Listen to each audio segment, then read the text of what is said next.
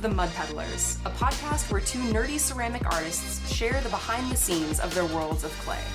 We're your hosts, Lindsey M Dillon. And I am Donte of Earth Nation. So, today we are going to be talking about fan art. Yeah, there's a couple people who actually asked about it in my DMs, and thank you very much for your questions. I love when you guys send us questions on like Instagram and Twitter and whatnot. Like we love it a lot, actually. Yeah. It gives us really good ideas, so please keep doing it. Yeah. Fan art's difficult for me because Lindsey does it far more than I do. So I feel like Lindsey kind of has the ball on this one. The proverbial ball in my court. I guess I'll just kind of outline and say, first of all, that there's kind of two main topics of fan art that we're going to talk about today.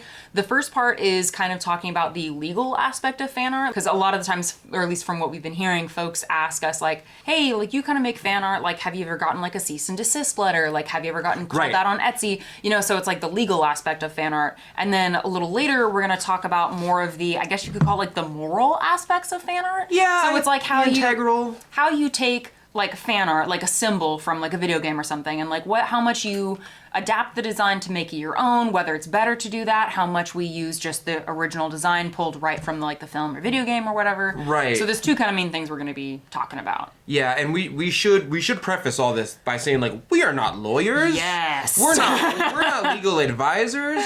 We're just people in the ceramic art world who make fan art who have a little bit of experience in making a lot of fan art. And that's essentially it, right? So we're telling you our experiences with those things. But we're not giving you legal advice because we are not qualified to do so. No, we're not qualified. I guess I'll kind of start out by talking about some of my experiences with fan art. When I first started making ceramics and I first started going to like Faname and conventions and things like that, most of my designs were fan art. Like I made mugs that had the Skyrim symbol on it, that had the Dark Brotherhood symbol on it. Yeah. That had a lot of like, No Face, Soot Sprites, Miyazaki films. Like pretty much I would take iconic characters and symbols from video games and movies and stuff. Right. And put it onto the cup. And for the most part, I have not gotten any negative legal feedback from it. Me either, to be honest. Yeah, I've had one person, and this was just like this was like late last year. I had one person report me on Etsy because I made a My Neighbor Totoro mug. Oh, and they were like, I'm a Miyazaki simp.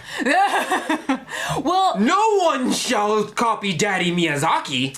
I guess so. Yeah, I mean, because he is everybody's daddy, so. I mean. But part of the reason why I think they reported me is because basically how I made the stamp is I found a screenshot from the movie. Right. I imported the photo into Photoshop. Oh, that makes and then sense. basically just traced the outline of the figure. Okay. Of Totoro. So it's kind of like in that situation. They're like, you direct copied it. Yeah. You just did it a little bit of work. Yeah. So I get why they would, yeah. Yeah. But I think the thing that's weird about that too is that like I would argue in my mind there's a difference between doing that versus someone taking that and then tracing it and then selling that as a print. Because in my mind, I'm still making the cup. I'm still, like, there's a lot of other things that go into the design of the mug other than just the symbol on top of it. Yeah. So I would say that like for me, that is the most gray area that I've experienced. So honestly, like I'm just not going to make any more of those mugs. Well, so YouTube has something like that too. Yeah. Where like if you use someone else's music and it's copyrighted on your video, they take the ad revenue from all of it. Mm-hmm. They don't care if you edit it. They don't care if you did they don't care about any of that. Yeah. Even like 5 seconds of the music. And so I think that's kind of the gray area as well that you might be talking about, where you're like, I did use some of your stuff, but I also designed the rest of the stuff. Yeah. Is that what you kind of? Kind of, yeah. Okay. But I can admit that like I can admit that if basically all I'm doing is taking like a direct image, like a screenshot, tracing it, and then putting on a mug, I could see the argument where it's like, that's kind of like, it's not great, you know? Not really yours. Not really yours, yeah. I mean, like, yes, I'm still making the mug, so it's like, I would, like, that's the kind of situation where I'm like, okay, I can see your argument because somebody reported it. Yeah. I'm kind of like, all right, I got it. I got called out on that, and I'm just gonna not make it. Yeah, no contest. Like, yeah. You were right you were right. I just got caught being less right than you think I am. It's like, I don't think I smashed a baby in the face, but yeah, like, but it's like you're right though. It's not great. Yeah, it's not great. Yeah. Yeah. That makes sense. Yeah. You were talking about how like that's more like copy and paste, or you like took symbolism. What about now? Now you seem to make a lot of your own designs, or at least you take an idea and you build upon them to make them your own? Yes. Yeah. There are still some designs that are to some degree copy and paste. Yeah. Recognizing that I'm still making the mug, I'm still, all that kind of stuff. Like for my my no face mugs and my calcifer mugs. I love no face mugs. I like those too. And for those, I pretty much just, I pulled screenshots, I copied it, and, and then I, hand paint the colors and things like that. Right. So, but again, the basic outline is still pulled directly from a movie, but because I recognize, as I just said, that that's a little bit of like it's not ideal, the work that the designs that I've been making more recently are original designs. So I have been leaning farther away from copy and paste fan art and trying to do more original work because I think it's more interesting for people to see work that's different. And B, I can recognize that like legally and kind of morally, it's like, it's not, it's kind of a gray area. And I just prefer to like have things at least a little more clearly in what I feel to be like a morally like better position. Yeah. But that being said, for instance, my Hogwarts house mugs. Yes. Technically, from what I understand, like the word like Gryffindor, Hufflepuff, Ravenclaw, Slytherin, all of those things are copyrighted, and those do appear on my mugs. Like I still say Gryffindor, bravery, loyalty, courage, like whatever the things are. So you could still argue that like... I think the difference between you and someone who's trying to actually game the system that way is that like somebody... If I was like, Lindsay, this is clearly from Skyrim, you'd be like, yes. Mm-hmm. You'd be like, yeah. Mm-hmm. Yeah. And I'd be like, you're just going to admit it? And you'd be like, yeah. If a company told me to stop, I just would. Yeah, that's pretty much it. Yeah. Like, if I got a cease and desist letter, I'd be like, cool. Yeah. Yeah, I got you. I mean, unless I genuinely felt that it was different enough from the original. Yes. To, like, warrant a case of, like, no, this is fine. You're right, it is a moral gray area, because I feel the same. Yeah. Where, like... Yeah, because you've put... Avatar. Yeah, like avatar symbols and stuff on your mugs, like with your like screen printing. Screen printing. Yeah, I've never gotten a cease and desist. So there's two things that I make right now that I don't even put on my own website. It's like the Avatar stuff, where it's like there's water, earth, air, evil, and then like I also make Destiny stuff. But a lot of my Destiny stuff is just for me, and I give it to a lot of my friends who also play Destiny with me. Mm-hmm. Like I have a couple friends from like my old clan that like they have some of my Destiny cups. Yeah. And they have like the Crucible symbol on them. Yeah. Save 14 symbol on them, stuff like that. Because I know it's a very weird cross section for people like Destiny and pottery at the same time. There's not a lot of them out there. Yeah, but if Destiny contacted me and said like, I think the line for me is how much I sell, and also like if I'm mass producing them. Like if I made some kind of fan art, that's most likely protected by freedom of speech. I think we looked that up earlier, right? But like you would have to... It's difficult. My main points are, does the company itself sell it, number one? Mm-hmm. How much of it am I making? And how am I selling it in the first place? Yes, because I think there's for most, I'm going to make a bit of a generalization here. Yeah. But I think for most people who are wondering about this are probably not big enough to be selling enough where the company's going to come after you. Right. With the exception of like Disney. Yeah, like with Disney, they are more protective. And actually something you can do, just as like a small general piece of advice for our listeners, is that if you're not sure like which companies or which franchises are like really protective over their work, because different companies also have different attitudes about fan art. Of course. There's a Facebook group called Artist Alley International. Yeah. And you can go to Facebook groups like them or, online articles, and like people have created like Excel files of basically ranking. Oh, they're real. Yeah. And they rank basically like how temperamental a company is towards your fan art and calling it like copyright versus fan art. Yes. It's because that as you were talking about earlier, it really is a gray area. It is. And like the companies have different attitudes based on that gray area. They're like, that's just kind of fan art. You just kind of put like Totoro on a mug, but you did make a mug and it's really nice. Versus Disney is like, you put a humanoid mouse on something that's Mickey, and you're like, no! It doesn't even look like Mickey. His draws ain't even red and yellow. And they're like, nope, Mickey. Can't do it. Can't do it. Yeah. Mouse looks like a human? No. My main philosophy on it is, number one, am I making money off it? If the answer is no, like am I selling it? If I'm not gonna sell it like on my website, I don't care. Yeah. The company probably doesn't care either. Yeah, because if you're not making money on it, it's like it's a non-issue. You're just making Well, I mean, not that selling it isn't real fan art. Right. Well, what I mean by real fan art is I mean like it wasn't made in the interest of making money. It's fan art for like art's sake. It's not monetary. Yeah. You know. Secondly, how many of them am I making? Right? Because I've made like 5 Destiny mugs so far with the Crucible symbol on them. But, like, you've never seen them on my website. You've seen them on my Instagram, maybe. But, like, who listening to this right now knows what... well, besides me shoving it in your ear all the time. But, like, who actually knows what that symbol looks like? Yeah. You know what I mean? If I'm not making a lot of them, I don't worry about it. And thirdly, like, if the company catches you and sends you a cease and desist later, in my mind, it's, like, better to ask forgiveness. Yeah. I'm just going to kind of keep doing it until they tell me to stop, but once they tell me to stop, I just stop. I'm just like, all right, cool. Yeah. And even at that point, I'll probably go the route of Lindsey and like, fine, I'll take the basic outline, if I'm really vindictive about it, I'll take the basic outline of what you had and just make it my own. That way it's changed just enough to not be your copyright, but also it's just identifiable enough to still be concluded into the franchise. Yeah. You know what I mean? Yeah, because it's still, and I think that's okay to do, because you're still, it's still fan art, you're still basing it off of like a design, but you're making it more your own. Right. There's a fantastic local Sacramento artist named Iana Frisbee. Name Lindsey? Oh, thank you. No. So this artist is, her name is Iana Frisbee, and I interned with her just for a few months ago, like years ago. Yeah. She and I talked a little bit about fan art because she makes these helmets that are cast from a Darth Vader mask. Oh. And then she glazes and puts decals on them to make them look like really floral, like teacups. Oh, then, I see. And then she calls the series Luke, I Am Your Mother. And it's like, again, that's a situation where it's like, it's satire. And she's like, yeah, better to ask forgiveness if than... Disney said stop, you'd have to stop. Yeah. But for now, you're like, this is different enough. Yeah, and it's a gray area. That is, it definitely is a gray area. But, like, if anyone is listening to this and asked that question specifically because you're like, I want to make Batman mugs and I want to make 100, maybe stop. Well, maybe think about it for a second. Like, well, I think it depends on, like... how big you are? Yeah. I mean, honestly, 100 mugs isn't that many, all things considered. And it's also, like, how are you That's Lindsey's morning.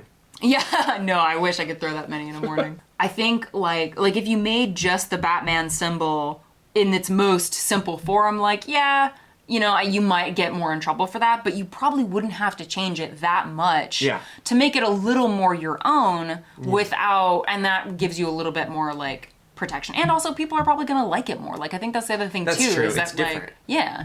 Well, you and I have also had this experience at anime conventions where, like, they specifically say in their contract, like, don't sell no copyright shit. Don't sell no copyright shit. You know, and we've had that. I think I made this example on a previous episode of our podcast, but like people will sell Pokeballs that they like knit or crochet, but you'll almost never see like a Master Ball or like a real Pokeball one. And when you do, they're like, I can't sell this to you. It's copyright. But if you contact me outside the store, I'll give you my Instagram, and if you contact me, I've had that maybe like 3 or 4 times. Oh, interesting. Oh yeah, where people will like be like, hey, technically speaking, this is copyright. I can't sell it, but I'll make you, instead of the green and yellow one, I will make you a real, like a red, black line, white Pokeball, fucking copyright Pokeball from Niantic, like outside. You just pay me for it. And that's kind of like the way to get under the table. Yeah. But also... I don't know if I should be saying that. I'm just thinking like, should we be... I mean, I think it's okay to like... I think it's okay to talk about, also because you're not naming anybody specifically.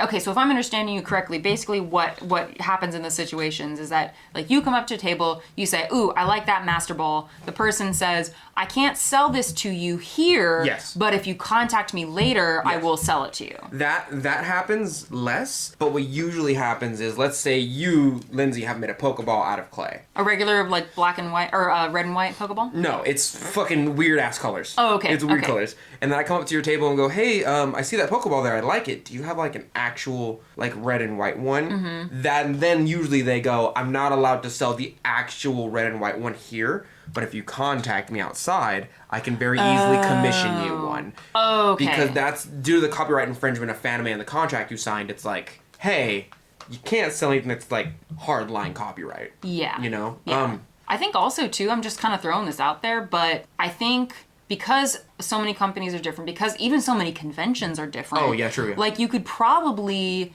if, again, because I think most anime and other, like, conventions will have, like, Facebook pages for their artist alleys. Yeah. You could probably post there and kind of check with them, because I think overall it is such a case-by-case basis that there's no harm in asking and being like, hey, you know, this is something I'm interested in selling here. You know, do you guys think this is okay in terms of like the copyright stuff? You know, as much as I'd like to say that we can provide like the definitive guide on how to navigate the legal aspects of fan art, I think it's impossible for us to do that because it is so nuanced. It is such a case-by-case basis. So there's a combination of like, yes, ask for forgiveness, not permission. Yeah. But if you really are worried about it, ask the people connected to that convention. Ask other people who have been to that convention. Right. You know, there's nothing better than like accessing the resources of the community that you're in. To add to that, this sounds dumb, right? This sounds really dumb. But there's something in games called a punishment mechanic, where like if you lose or fail at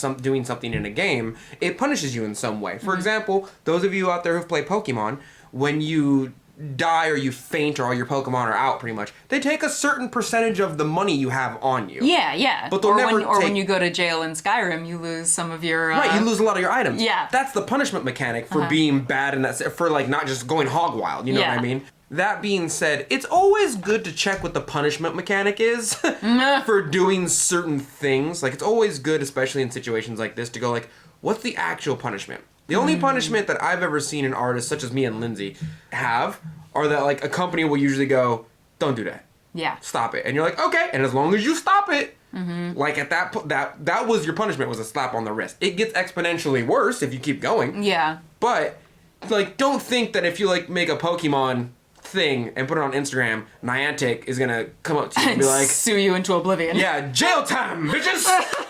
You know, like, just know the limits and know what you can actually pay as far as the punishment mechanic goes. As a lot of companies do that, where the punishment mechanic is like, you get charged $1,000, but you're making like 2 G's off of the thing you weren't supposed to do, so you just keep doing it. Yeah, and I think like, based on everything that I have seen, I think most of the time it's like not even that. Most of the time you get like a slap on the wrist. It's like not that big of a deal. Yeah. That's not to say that it's not important to be aware of, you know, because you know, again, ethically, I think just don't keep doing it. Don't keep doing it. Yeah. But I think there if you do feel like you have made a design that is like uniquely your own. Yes. I think there is a little bit of room for pushback. Like, for instance, if somebody decided to report one of my Hogwarts house mugs on Etsy, I would probably push back against Etsy and say, hey, yes, I use the word Gryffindor, but like, here's all the other ways that this design is my own, and also here's 3 or 4 other accounts that are also making this kind of art that have not been reported. So it's like, if you kind of acknowledge in yourself, like, all right, yeah, I kind of copy and pasted this to some degree, then capitulate, call it good, you recognize where you stepped over the line. Church. Yeah. Sorry. Yeah, no, I feel it. But if not, then, you know, then it's okay to push back. Yeah, if you truly feel and you have, like, logical reasoning as to, like, this is mine. This is mostly mine. Yeah. Then, like, go ahead. As I was talking about earlier, YouTube has a thing like that where, like, I take music that I really like to be in contact. Like, there's a guy on YouTube named Ryan Little, and that's where a lot of my music comes from. Yeah. But I talk to him personally. Like, I tell him his music's great. I ask him to like collabs with me and stuff. I'll be like, hey, what do you have planned out? I'm like a fan of his art. You know what I mean? Yeah. But I know all of his music. So whenever I get copyrighted for his music, which is very rare, by the way, because he's the one who makes it and I have contact with him, he's just like, man, another company thought that was theirs. Granted, there's plenty of places that will put non-copyright music on YouTube on purpose, so you use it in your videos and they will copyright it right away and get the monetization. Oh, that's so messed up. Right, but in the same spirit of what you were saying earlier, right? It's very like, hey, I made the video, I made the camera, I edited the audio, like 6/8 of this is mine. Yeah. You just have like the other 2/8 of it, you know what I mean? That like, you could fight it, but YouTube makes a very good point to be like, if you fight it and lose, there is a heavy punishment. You know that, right? The punishment mechanic is higher in that one. And because of that, a lot of people don't fight it. Even me, I'm just like, I'm letting it go. Yeah. Because I'll get a strike, and if I get 3 strikes, my channel gets deleted. Oh, fuck. Yeah, if you get 3 like legitimate like hardline strikes, your channel gets deleted. Oh, man. Like, but like, that's the argument that we, at least as YouTubers, make, is like, well, most of the work was mine. Yeah. I did. It's kind of my own thing at this point. You're just like on volume 5 out of 100 in the background. I can see both sides of that. Yeah. You know, as if I was producing music and people were using my music like a lot, I'd be kind of beefed. You know, I mean, same thing where it's like a lot of other artists get their work properly stolen, and that is different. Do not steal other artists' work. Like it's like you're a bad person. Yeah. So we've talked a bit about the like kind of legal aspects. Like, have you had much experience with like taking a fan art design and then like adapting it and making it more your own? Well, no, not really. I just don't do it as much as people want me to. Because what people want me to do is they want me to get like which, by the way, even when I'm gonna use Avatar as a good example here. By the way, when you like watch commentaries or like behind the scenes stuff about the creators of Avatar: The Last Airbender, they just like straight tell you like, oh yeah, the symbol for the city of Ba Sing Se is just a Chinese coin. Oh. That's green and yellow. You know what I mean? Huh. Yeah, they're just like, oh yeah, this is a spiral. This comes from like this meditative practice that they've been like. It's not like they're not taking shit too. Interesting. I'm just putting that out there. I'm not putting that bad behavior to justify my bad behavior. I don't want to, but I just want to make it very clear that like some of your favorite artists or creators, including like Avatar, was like, oh yeah, by the way, this culture or this nation is modeled after this culture in real life, which does this. This is why we use this symbolism. This symbolism has been on Earth, our planet, for like X amount of years. Like they pretty much took that symbol, colored it something different, and was like, there we go. And like, and so I've never had them tell me stop. They've never bugged me or anything. Mm-hmm. Granted, I did take precautions a long time ago because my stuff is called Earth Nation Ceramics, and there's a Fire Nation, and there's an Earth Kingdom, but there's no Earth Nation. Yeah. You know? But at the same time, it's close enough to people go like, oh, okay, I get what you're doing. Yeah. You're a weeaboo who likes anime. Like, I understand. I've never gotten a cease and desist directly, but it's probably because I don't produce them. Like, it's not like I'm selling 10 Earth Nation mugs. Yeah. Or Earth Kingdom mugs every month on my website. I kind of do them as people want them, and if I ever do them to that extent, I'll probably keep doing them until they go, hey, stop it. And then I'll go, oh, okay, I'll stop it. Yeah. And then I'll just create something different. You know, you'll still see the Earth symbol. It's just going to look different. It's going to have something, like, added on to it to... Yes. Yeah. I think my moral gray going to the darker side starts going to the darker side for me whenever like someone takes someone else's fan art and directly uses that. Oh, yes. That for me is like, cuz it's like one person fighting a company. Is like everybody kind of knows where that symbol comes from. You know where the Batman symbol comes from. Yeah. But like the second that you see someone's drawing on Tumblr that they handmade and it's original content, and you take that and then like trace it and make it your own, and someone's like, "Hey, that's mine." You're like, "No, it's fan art." Then you're just being a butthole. Yeah. That's like direct stealing. Yeah. Yeah, because at that point, you're like stealing someone else's direct hard work. Yeah, and it's different because it's like the damage that you could do to that person is probably greater than what, you know, the two of us could do to the income from, you know, what is made on Avatar: The Last Airbender. Right, they're fine, but like that person who like on Tumblr or Etsy or whatever, like leave them alone. Yeah. Yeah, there's a difference between fan art and just stealing somebody else's work. Yeah. And like a company versus a person. If you want to make something based off of somebody else's work, sometimes people don't have a problem with it. And it's just like... Collab, dog. Yeah. I had somebody reach out one time and was like, hey, Lindsay, like I really like how you do your stamps. You know, would you mind if I experimented with your same technique? And I'm like, oh my gosh, yeah, of course, like go ahead, like, because whatever that person, do it. Yeah, whatever that person's gonna make, even if they glaze it, you know, similarly to mine or like do something similar, it's like it's still, as long as they're not literally making the exact same mug, right? Yeah, it's gonna end up different. So go for it. But again, it's nice that they asked me about it, and I've done that with other artists. I've like reached out, like even in like college, I had this artist who I really wanted to do a painting of one of their digital drawings, and even though I wasn't planning on selling it, I like reached out and I was like, hey, can I draw your drawing? And he's like, oh my gosh, yeah, like go ahead, if you post it, credit me. You know, it's like that kind of thing. I think is okay. Not only are you right, but that usually comes out way better than you think. Even in my case, I found music I like a lot, and then I take like a week tracking down the artist. Yeah. And then I find them, and there's this one art. If you watch my YouTube channel, you'll probably know I use this song by someone named Pura Vida that makes a song called Buy You a Drink by T-Pain, but it's just different enough to not be a T-Pain song. Oh, yeah. And I found her, and I asked her, like, can I use your music? What actually happened is I found a non-copyright song of hers on YouTube, used it, it got copyrighted, right? And that's my adventure that I start off with.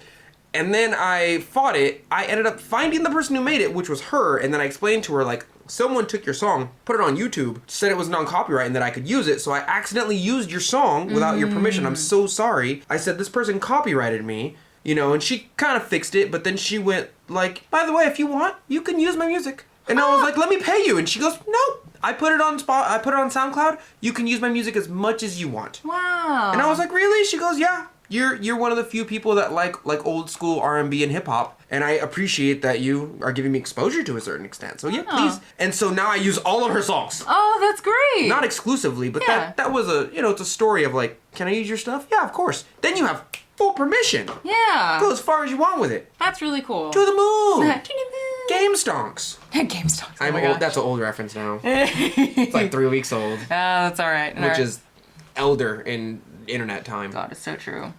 So what you do, Lindsey, is that you take a symbol and you start to morph it into something. You take that image and you go, how am I going to transfer that same idea, but in my own style? Yes. How do you do that? Oh, man. Good question, Donte. It's almost like it was planned. It's almost like it was planned. Oh. So there's a couple different ways that I do it. I'll use 2 examples as an example. So like, let's say you want to make fan art, but you're not really sure how to make it your own. For the Full Metal Alchemist mugs that I make, that was a very simple kind of adaptation. So essentially all that I did is I took the symbol, I printed it out on a piece of paper, then I used it to trace it into plaster, and then I carved the design into plaster. Okay. As I was doing that, you know, of course, because as you're carving things by hand, things don't transfer exactly. Of course. So the design got changed a little bit. Like the lines weren't as perfect. There was texturing in the plaster itself. So the whole design overall has more of a rustic texture than something as like quote unquote clean as like my other non-plaster stamps, like my rubber stamps, which I design on Photoshop and then have made into a rubber stamp. So for that, I didn't really change it that much other than just kind of by happenstance, the texture ended up being a little bit different. But that worked well, and part of the reason I still use that stamp design is that it kind of fits with my branding. Yeah. So it's like it's still more rustic. Yeah. Yeah. Yeah. So it's still pretty clearly the Full Metal Alchemist symbol, the ones that's on like the Elric brothers, but it's tweaked enough in a way that kind of fits my brand, and I haven't gotten any pushback from it. So I kind of, for now, I have it as it is. I'll probably make it again, if nothing else, just to like accentuate that textural difference a little more. Revamp it to be your own kind of style. I might. I mean, or I'll keep it relatively simple. But so that's a case where like the only thing. Ooh, it's raining. It's starting to rain. I wonder if they can hear it. If you guys can hear rain in the background, you're welcome. Yeah. It's very comforting now. Yeah. So anyway, so the Elric Brothers symbol is one that I didn't really change that much, just kind of the texture of the lines themselves. Yes. Now for something like the Hogwarts house stamps, that is something that I changed like a lot. I wanted to make a design that still kind of referenced the quasi-medieval castles and, you know, candles sort of vibe. Victorian-esque. Yeah. But not have it be like just the Hogwarts house crest that's on like Pottermore and stuff like that. Of course. So, that's too close to home. Too close to home, yeah, that's too much. So, but what I ended up doing is I took windows from Gothic architecture and basically integrated that into a family house crest kind of shape, and then I chose window designs of the Gothic architecture based on how the designs made me think about characteristics associated with the house. So like the Ravenclaw design has a very like the window design that I used on the stamp is very like thin lines, very like flowy. To me, it felt like refined and academic. Like a Ravenclaw. Yes, exactly. I get what you're saying. Yeah. So you chose the vibe. Yes. I see. So I picked out what I liked about the aesthetics of Harry Potter, and I found a different way to represent those aesthetics. Yes, and that's what we were saying earlier. It's like, you just want to change it just enough, you know? Yeah. Yeah. But if you're trying to like I don't know, like if I were to give advice to someone who is wanting to make fan art and they want to figure out like how to tweak the design, but they're not quite sure how, whatever it is that you want to make the fan art of, identify what you like about that series, and then think about other ways that you could represent that. Yeah, you gotta start playing with the energy. You got that? Is that hail? I don't think it's hail, but oh my god, it's hail! We are in California, God! Is it? Oh my god! Well, oh my god! Get your guns out, apocalypse started. Speaking of Harry Potter, I want to go read in like a dark room filled with candles and lined with tapestries. All right. Okay. Okay. I'm trying to play Destiny. And that's it for today. Thank you for listening to The Mud Peddlers with Lindsey M Dillon and Donte of Earth Nation. Want to say hi and see what Donte and I are working on in our studios? Check out the show notes for links to our websites and social media below. You can find me at lindseymdillon.com. That's LINDSEY, M as in monster, DILLON.com. And on Etsy, Instagram, and Facebook at Lindsey M Dillon. And you can find me at Earth Nation Ceramics. It's spelled exactly how you think it's spelled, but you can also find me on my Facebook fan page and Instagram at the same name at Earth Nation Ceramics. If you enjoyed hanging out with us today, or you have a question or topic you'd like us to discuss, take a second to rate and review the Mud Peddlers in Apple Podcasts. It helps our podcast reach new listeners, and we really appreciate the feedback. Thanks again, and we'll catch you next time.